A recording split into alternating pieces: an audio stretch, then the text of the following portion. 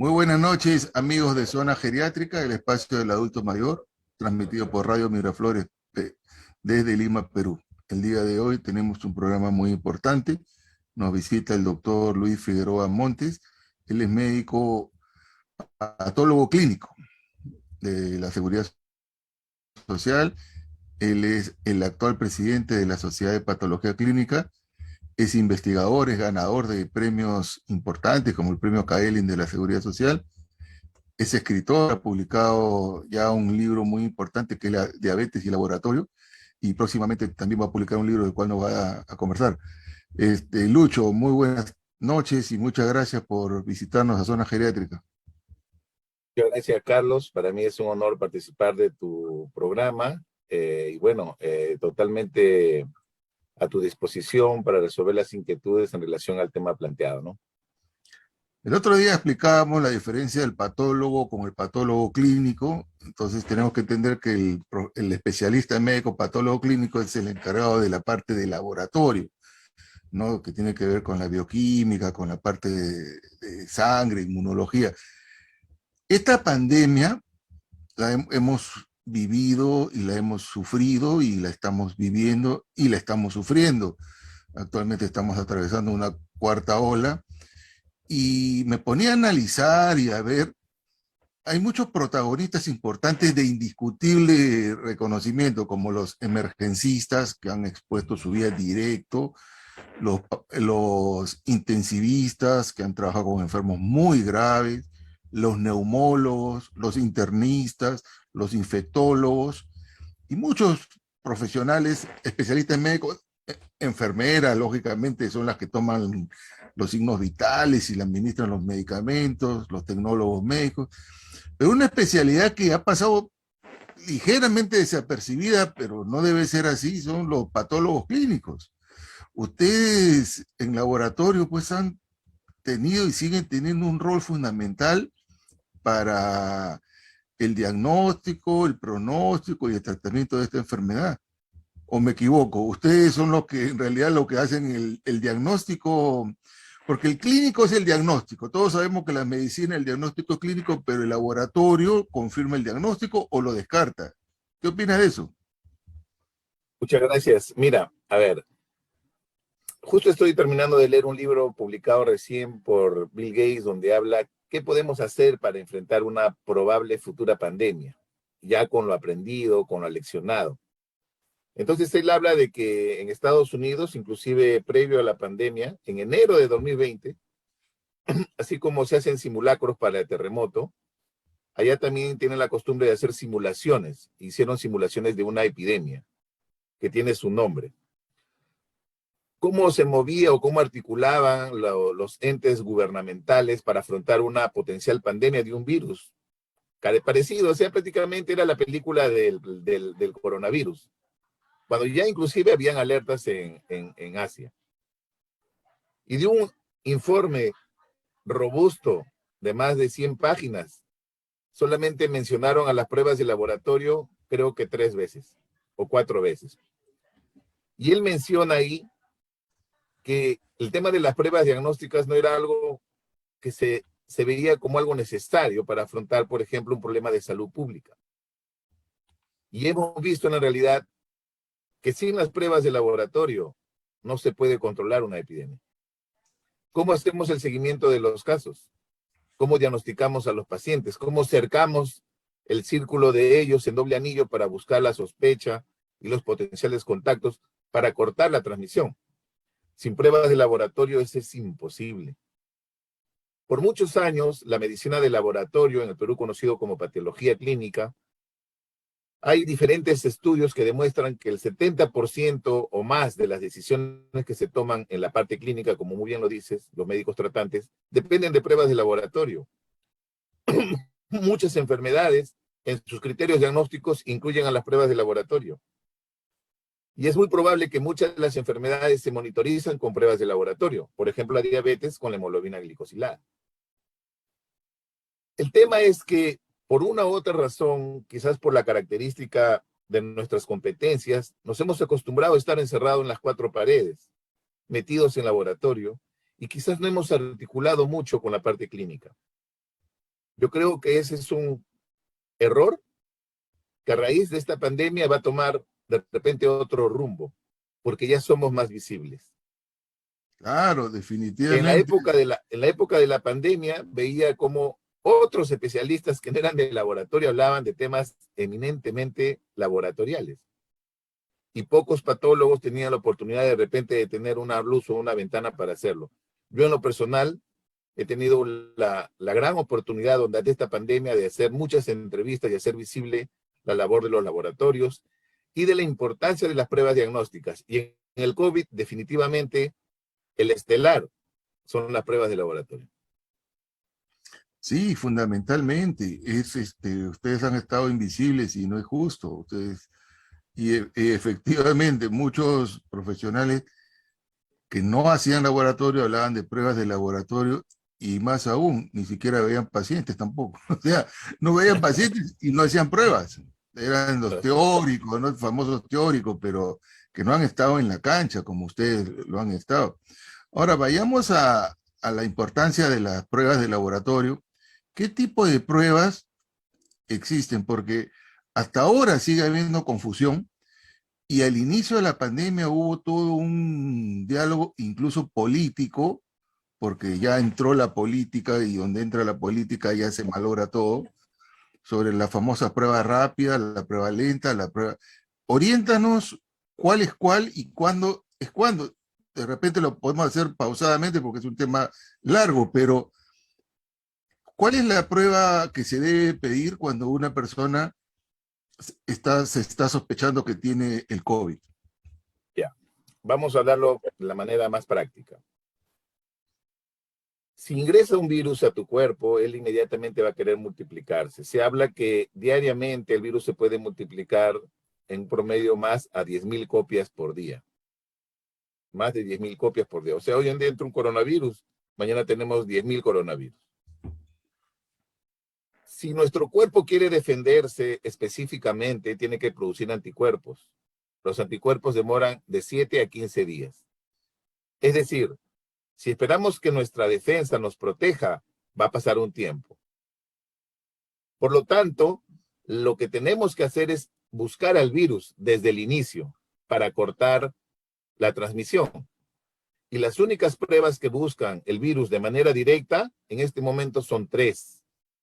Las pruebas moleculares en todas las presentaciones que han existido, generalmente en tiempo real, y las LAM, por ejemplo, que se comenzaron a impulsar.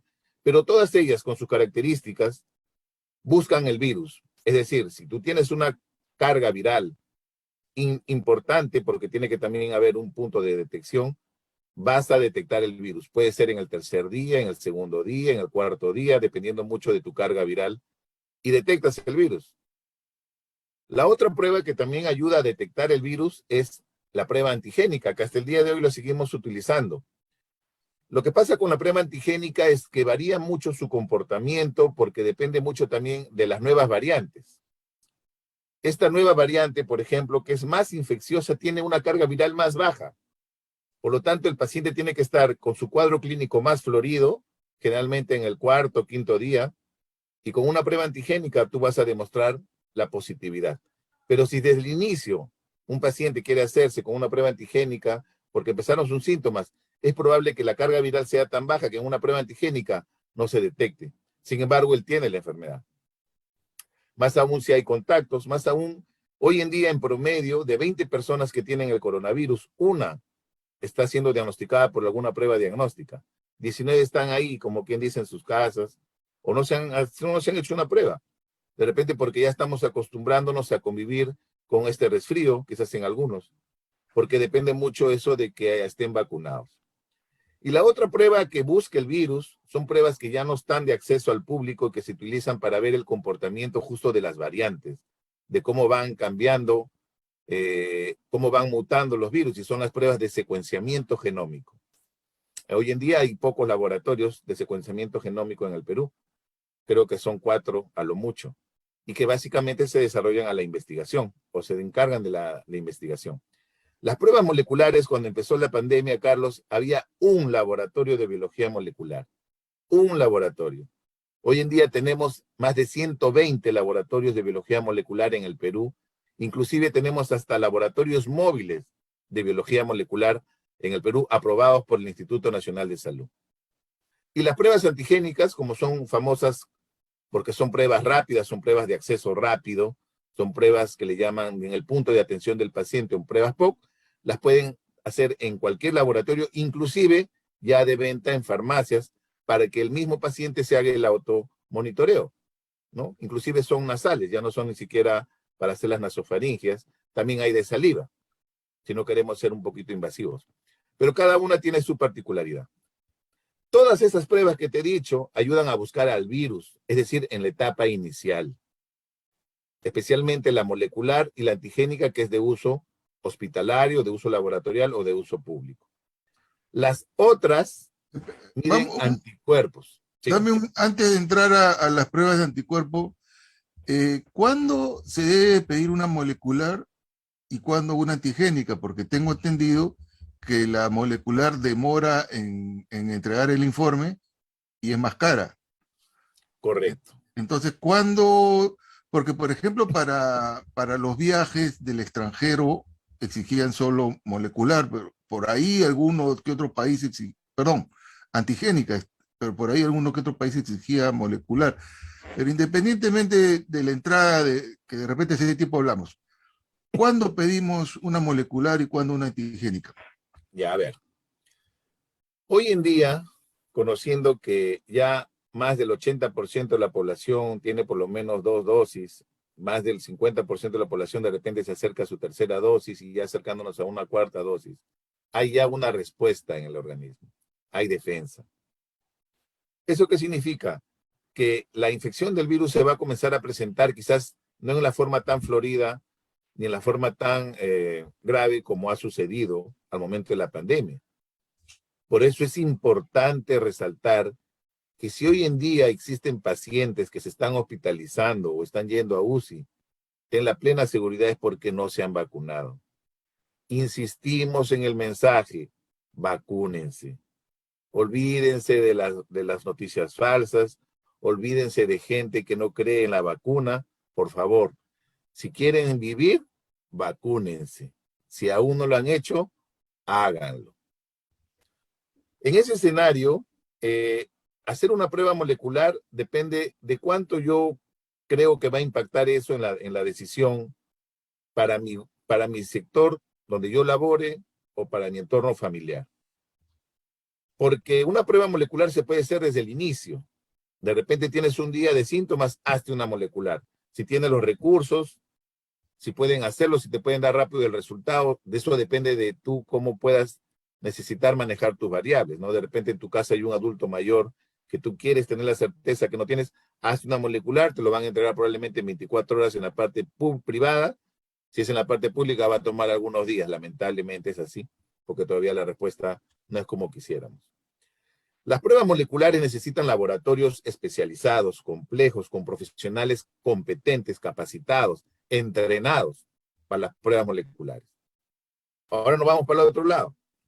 Las pruebas antigénicas se pueden hacer, como te dije, inclusive en el domicilio. Son pruebas fáciles.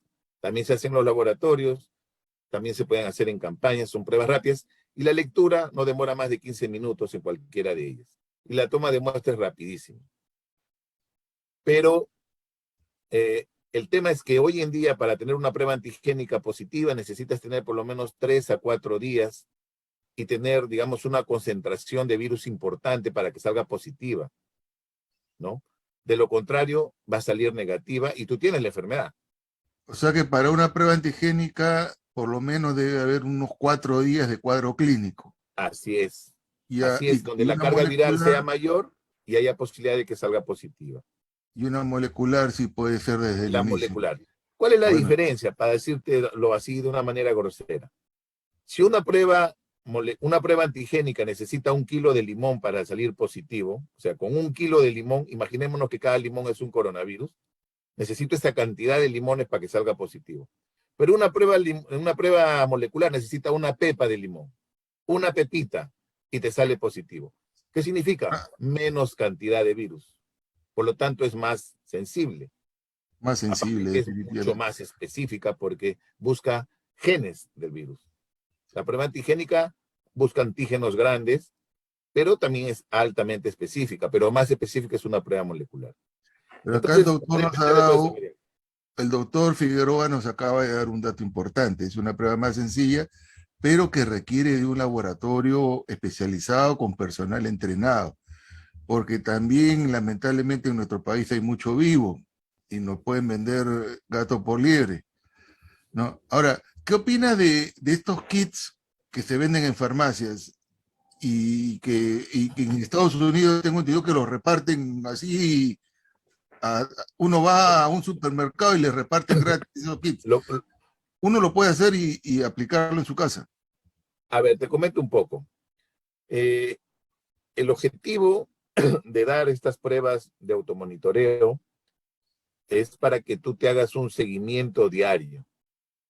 Si yo me hago una prueba antigénica diaria, lunes, martes, miércoles, jueves, viernes, y tengo síntomas, en algún momento es probable que dé positivo, a diferencia que yo me haga solamente una. Entonces el objetivo es incrementar la posibilidad de detección. Muchas de estas pruebas son solamente de hisopado nasal, es decir, el hisopo solamente se mete a la fosa nasal y es suficiente, y otras son de saliva, que también ya se han validado y que puedes utilizarlo. Yo diría que el comportamiento de estas pruebas antigénicas de uso, digamos, ambulatorio, por decirlo así, tienen una buena sensibilidad. El tema es que por las características del virus, hace de que la carga viral tiene que ser importante para yo poder detectarlo. No son pruebas complejas, son pruebas sencillas. Y hay muchas marcas que son, digamos, que han tenido un buen comportamiento durante la pandemia para detectar el coronavirus, y son muchas de estas las que se están ofreciendo en la farmacia. No voy a decir marcas, No, pero no. la mayoría de ellas son de marcas reconocidas, ¿no? Si no son reconocidas o tienen poco, bueno, por eso que, por ejemplo, Estados Unidos, el Reino Unido empezó con una campaña radical y hacían testeos con prueba antigénica a todas las universidades, a los ciudadanos. Estados Unidos ha sido después que ha implementado también esa estrategia de hacer pues un tamizaje masivo de coronavirus en las familias, ¿no? Sí, Pero como les repito, son En buenas Estados pruebas. Unidos se organizaba un concierto de rock y ahí a todos los que iban al concierto les hacían la prueba, porque he visto videos y una amiga enfermera que trabaja ahí me hizo el comentario. Ahora, vayamos a las pruebas de anticuerpos. Correcto. ¿Qué es y para qué sirven? Como dije en un principio, si queremos buscar el virus, tenía que ser prueba molecular o antigénica. Ahora nos vamos a la otra parte. Si queremos ver nuestra respuesta, nos vamos a los anticuerpos. Y los anticuerpos comienzan a incrementar su positividad a partir del día 7, a partir del día 10, a partir del día 20, 25. La sensibilidad, es decir, la positividad incrementa en los anticuerpos, por ejemplo, de 40% a los 7 días, de 60% a los 15 días, y más de 20 días probablemente un 90-95% tendrá anticuerpos. ¿Eso qué significa? Que los anticuerpos sí se responden a la infección, pero necesitan un tiempo para ser fabricados, para ser procesados por nuestro cuerpo. De ahí es que si yo busco anticuerpos, es como estar mirando siempre al retrovisor, porque la pandemia me va a ganar siempre. No voy a poder ver hacia adelante, no puedo, es imposible. No O sea que puedo controlar una infección con pruebas serológicas porque no estoy identificando al virus. Estoy identificando fue una un error, respuesta al virus.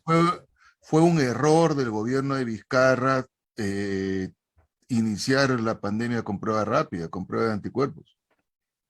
Por ejemplo, si se hubiera querido hacer con pruebas moleculares, teníamos un laboratorio, Carlos, en Lima, que Ah, inclusive bueno, no hubiera podido no se realizarse. O sea, hubiera podido dar abasto. Bueno, era claro. una opción y bueno, se respeta a las personas que tomaron esa Y la decisión. opción, Hoy en día, claro, es más sencillo analizarlo, pero en ese claro, por eso, momento pero había que verlo. la respuesta que acabas de dar también es muy válida. Había un solo laboratorio, no había no había, y antigénicas todavía no habían. Antigénicas habían, pero tenían un pésimo comportamiento, bajísimo. En España, me acuerdo que salieron algunas pruebas y la sensibilidad era pésima. O sea, era peor inclusive que una prueba rápida en relación al Ah, tiempo. entonces era lo que Era había. bajo. Claro. Las pruebas antigénicas mejoraron en el tiempo y hoy en día obviamente ayudan mucho. Ahora, hay Porque hay que dos, recordarnos que no todos los laboratorios acceden a pruebas moleculares, ¿no? La prueba molecular necesita una buena muestra, necesita un medio de cultivo para meter ese hisopo en un tubo que necesita conservar a los virus, necesita un transporte correcto, necesita ser llevado a un laboratorio. Entonces, son muchos pasos. La prueba ya. antigénica no necesita ninguna de esas. Se toma la muestra, se tienen obviamente algunos requisitos de bioseguridad en los laboratorios, pero más nada. Ahora, anticuerpos tenemos entendido que hay varios. Hay muchos, el G, A, M, D, E, hay varios, ¿no? Pero básicamente los resultados del laboratorio te da un G y un M. ¿Cuál es cuál y cuándo se lee, cómo se interpreta? ¿O eso ya es un tema muy médico, muy difícil de tocar para un público general? Bueno, hay conceptos básicos, ¿no? Eso El, también co- generó mucha polémica al el inicio, pero la concepto, el línea general concepto es que básico, sí, la inmunoglobulina son anticuerpos, son nuestros, como yo le digo, nuestros soldaditos que nos defienden. claro. Los de tipo M son los que aparecen, ni bien aparece la infección.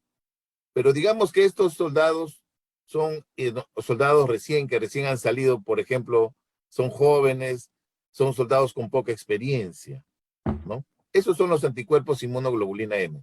Anticuerpos básicos, anticuerpos rústicos que nos defienden, pero en una primera etapa. Conforme pasa la infección y los anticuerpos comienzan a madurar, aparecen los anticuerpos G, que ya serían de repente soldados con más experiencia.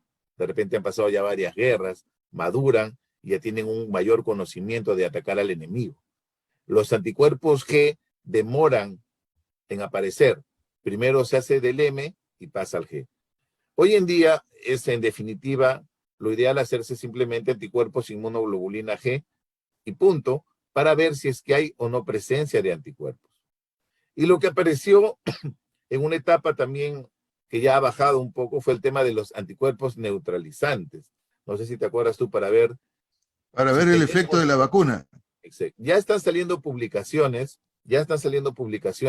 donde ya están estableciendo algunos puntos de corte para decir, a partir de aquí tengo cierta protección, a partir de aquí ya no tengo tanta protección. Y eso es lo que se iba a dar porque es el avance de la ciencia. Hoy en día, por ejemplo, si tú te vacunas contra el virus de la hepatitis B, hay una prueba que te mide anticuerpos contra el virus de la hepatitis B y de acuerdo a un valor se puede decir que el esquema que tuviste fue exitoso o de repente hay que darte una nueva dosis o de repente hay que someterte a un nuevo esquema. Igual iba a pasar con el coronavirus. Te han vacunado y pasará un tiempo, te harán tus anticuerpos contra el coronavirus y si tienes un valor importante dirán, perfecto, estás protegido, perfecto, no estás protegido. Eso va a suceder, pero es cuestión de tiempo. Ahora, Lo que pasa es que el coronavirus todo ha sido tan vertiginoso como por ejemplo sí, el hecho de tener una vacuna en 10 meses, ¿no? y todo cayó tan rápido y hubieron muertes y un conflicto social porque los hospitales se llenaron, se cerró atención primaria y bueno, todo esto que hemos vivido, ¿no? Ahora, vayamos a lo práctico, porque mucha gente que nos está viendo son gente joven, a pesar que es un programa dirigido a adultos mayores, pero hay hijos y profesionales de la salud que están viendo. Una persona que desea ir a trabajar o un empleador que desea contratar a un empleado y le dice, yo quiero que me demuestres que no tienes coronavirus. ¿Qué prueba debe llevar para decir, no tengo? ¿Una antigénica o una de anticuerpos?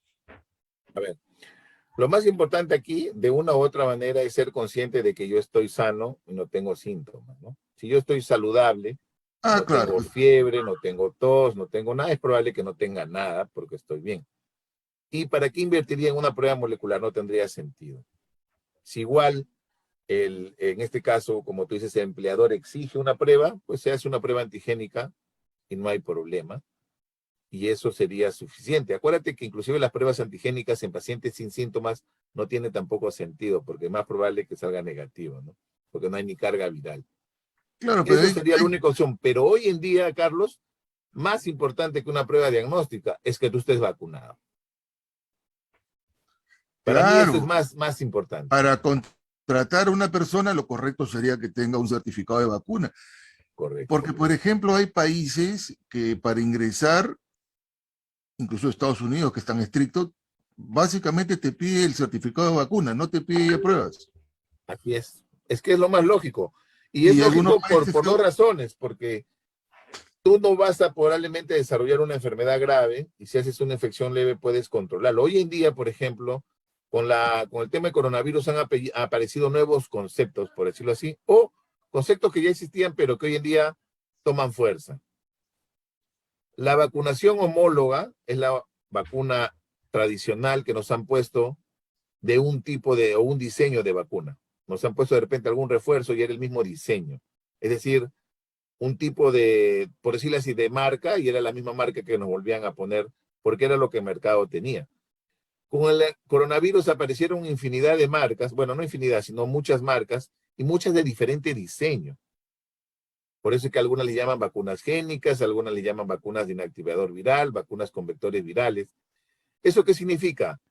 Que al haber tantos diseños, han habido muchas personas que los han vacunado con diferente diseño. Por ejemplo, el sector salud fue vacunado con una vacuna de virus muerto o virus inactivo y después una vacuna génica. sí, A sí. ese concepto se le llama vacunación heteróloga. Y se ha demostrado los estudios que aquellos que fueron vacunados con un diseño y vacunados con otro diseño tienen más anticuerpos, tienen más respuestas serológicas. O sea que mejor sería, en otras palabras, vacunarse con vacunas de diferentes marcas, Correcto. En el ¿no? sentido de que han demostrado que generan mayor respuesta inmune. Acá Especialmente aquellas que han sido En el vacunas Perú, vectores virales y han pasado a vacunas génicas, que es lo que ha pasado con nosotros en nuestro esquema. Igual con muchos países de la región. ese fue el sector salud y el sector de riesgo. También Correcto. Así bomberos es. y militares y Ya. policías se vacunaron con Sinopharm y después trajeron la Pfizer y ahora han traído Moderna, ¿no? Que son, Correcto. Entonces, bueno, Moderna y Pfizer es casi la misma, ¿no? esta es una defensa, por decir, la vacuna es generarte respuestas de una manera artificial, por decirlo así, ¿no? Yo te meto el virus y tú respondes. Esta respuesta genera un tipo de respuesta inmune. Pero si tú adquiriste la infección de forma natural y te enfermaste y estuviste grave, por ejemplo, tu caso, creaste también grandes respuestas de anticuerpos, pero fue Claro. natural, fue natural. Y si te están puesto la vacuna, vas a tener otra respuesta, por decirlo así, artificial. A esta combinación, a esta combinación de una infección natural con una infección, por decirte así, artificial, se le llama vacunación o inmunología híbrida. Así como la mula es la combinación de un Burro. caballo con un burro, creo, es híbrido. Y a veces lo híbrido es más fuerte. Esta inmunidad híbrida demuestra mayor capacidad de defensa, es decir, menos probabilidad que te enfermes todavía en adelante o que te infectes. Entonces, estos conceptos están ayudando a entender un poco el comportamiento.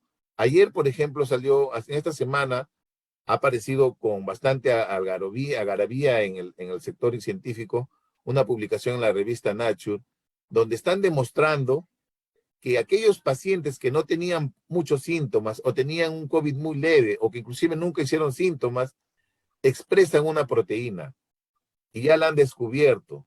Y probablemente si estimulan esta proteína de la inmunidad innata, es decir, la primera, la básica, la que está en nuestra nariz defendiéndonos, probablemente ayude en un futuro a mejorar la lucha contra el coronavirus. Entonces, la ciencia continúa generando conocimiento y estos conceptos ayudan a entender también la importancia de cómo seguimos afrontando la pandemia. Acuérdate que están apareciendo variantes, probablemente aparezcan nuevas variantes, pero la idea es que al final tengamos una vacuna que sea robusta y nos dé una inmunidad duradera, ¿no? Que es lo que queremos. Que con una sola Ahora, dosis ya no tengamos refuerzos. ahora bien, sí, es importantísimo lo que se está mencionando, aparte que la revista Nature o Nature es una revista muy seria y muy importante, ¿no? Todo lo que publica es trascendente. Ahí se publicó el genoma humano, el origen del ADN, etcétera. Ahora, hemos visto ya lo que es vacuna, las pruebas, Pero lo que se vio en la práctica clínica, que fue lo que mató a la gente, más que la neumonía, era la hipercoagulación. La gente se llenaba de coágulos y te moría. Una vez que entraba a un punto de inflexión, te coagulabas y te morías. Entonces, existen unas pruebas de laboratorio, que lógicamente tú las conoces mejor que nadie, el dímero D, el fibrinógeno, el PCR, no la prueba, sino la proteína C reactiva, el hemograma y básicamente. Eso cuando pedíamos estaba altísimo, la saturación estaba baja, entonces el enfermo tenía que anticoagularse sí o sí. Pero ahora que estamos ya en una etapa, en esta variante que es muy contagiosa, pero no es muy letal, porque ya la gente está protegida, ¿se debería de pedir estas pruebas como monitoreo, por lo menos en adultos mayores, o no? En realidad no existen pruebas de monitoreo. Yo no recomendaría el uso de monitoreo si el paciente no tiene síntomas, ¿no? Si yo estoy vacunado con mis 3 dosis y de repente me da un resfrío, me haría una prueba antigénica, confirmo la sospecha, me aíslo, mejoro. Y es probable que este paciente ni siquiera se hospitalice. Pero si Sí, obviamente comienza a están con disminuir la saturación, si con comienza a haber buena una saturación. complejidad, debo de acercarme a un hospital, ¿no? Eso es fundamental, manejarlo que lo manejen en el hospital, y el marcador podría ser el oxímetro. Y ya en los clínicos, lógicamente, tienen que pedir la prueba de laboratorio. Entonces, si alguien tiene COVID en esta cuarta ola y no se siente mal, obviamente tiene que aislarse porque no va a salir a contagiar al resto. Tiene que aislarse, hacer cuarentena, pero en su camita, guardando reposo, tomando bastante líquido y si tuviera fiebre, paracetamol. Y si la saturación cayese, ahí sí tienen que ir al hospital a que lo monitoreen en el hospital. Comentábamos un lapsus de conexión, ya el doctor Figueroa ya está nuevamente en el aire, sobre en los casos leves, ¿no? En los casos leves solamente lo monitoreamos con la oxigenación. Es correcto. De ahí el paciente debe de acudir al hospital nada más, ¿no? Hoy en día creo que en todas las familias ya hay un aparatito para medir la saturación. Eso al inicio de la pandemia, pues, me acuerdo el costo, ahora ya hasta los obsequian, ¿no? Pero es lo más importante.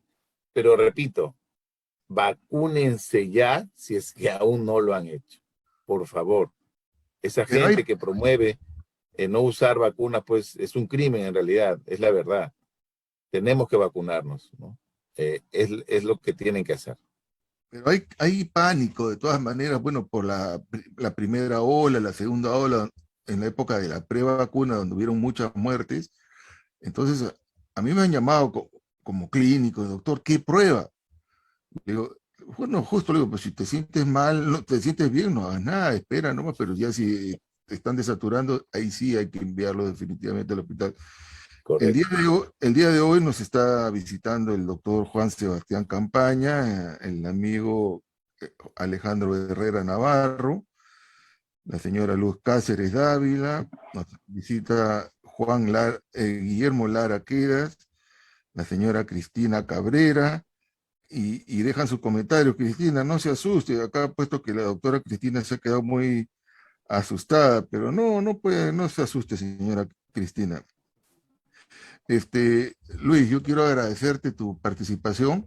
Si antes de despedirnos, quisiera que des unas palabras finales, un mensaje final a los televidentes de Zona Geriátrica.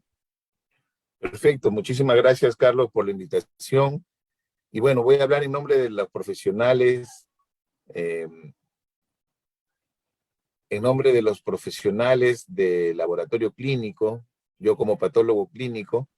Eh, las puertas de los laboratorios están abiertas para todos ustedes. Si tienen alguna duda, alguna inquietud, para resolverlas en relación a las pruebas diagnósticas. Nuestra labor es fundamental para tratar de diagnosticar, monitorizar las enfermedades. Y nuestro rol es estar cercanos a ustedes como pacientes. No nos vean lejanos. Abracen nuestra especialidad. Nosotros estamos para resolver sus dudas, no solamente en el contexto del COVID, sino de todas las enfermedades que ustedes tengan. Siempre van a encontrar un patólogo clínico en cualquier laboratorio de los hospitales a nivel nacional. Lucho, Por lo antes que te demás, vayas, ¿nos puedes hablar de tu libro, el próximo ah, libro, sobre qué va a tratar? bueno, yo en realidad es una trilogía. Comencé con la diabetes en la medicina de laboratorio. Ahorita estoy ya terminando uno de los últimos capítulos de mi nuevo libro que va a ser las enfermedades cardiovasculares en la medicina de laboratorio. Acuérdate que las enfermedades cardiovasculares es la primera causa de muerte en el mundo y hay que evitar de todas maneras tener un derrame, tener un infarto.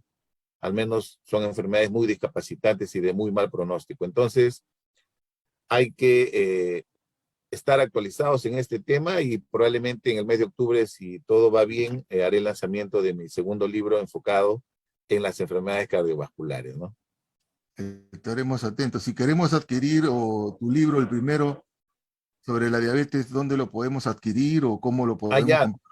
el libro La diabetes en la medicina de laboratorio lo pueden encontrar en Amazon. Si tienen su cuenta en Kindle, pueden descargarlo de la biblioteca virtual de Amazon, la biblioteca más grande, o se pueden contactar conmigo a través de mis redes sociales. Todavía tengo algunos ejemplares de mi primer tiraje, encantado de poder coordinar para venderles un ejemplar, ¿no? Si alguien desea ubicarte, ¿cuáles son tus redes? Me Dónde? encuentran como Luis Edgardo Figueroa Montes, también me encuentran como Medicina de Laboratorio. Estoy en Facebook, en Instagram, en Twitter, en LinkedIn, en YouTube. También tengo mi canal en Spotify, me pueden escuchar, ahí subo mis episodios, ya voy por el episodio 52. Más bien en cualquier momento te entrevisto también, Carlos, para subir un episodio y cuentes tu experiencia. Encantado, Luis. El doctor, aparte de ser un excelente profesional, que lo es, amigo mío y presidente de la Sociedad de Patología Clínica, es un excelente comunicador, ¿no? Como ustedes han visto, maneja redes, ha publicado un libro y ahora se viene un libro muy importante como las enfermedades cardiovasculares, que son catastróficas, pues si un infarto te da a los 50 años, en todo caso, si estás condenado y genéticamente programado que te dé un infarto de estos que te dé a los 80 o los 90, que no te dé a los 50. Pero bueno, eso ya es tema de salud pública y de laboratorio y clínica.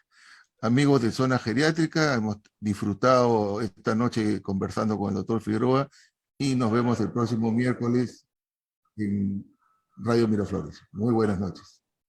Muchas gracias.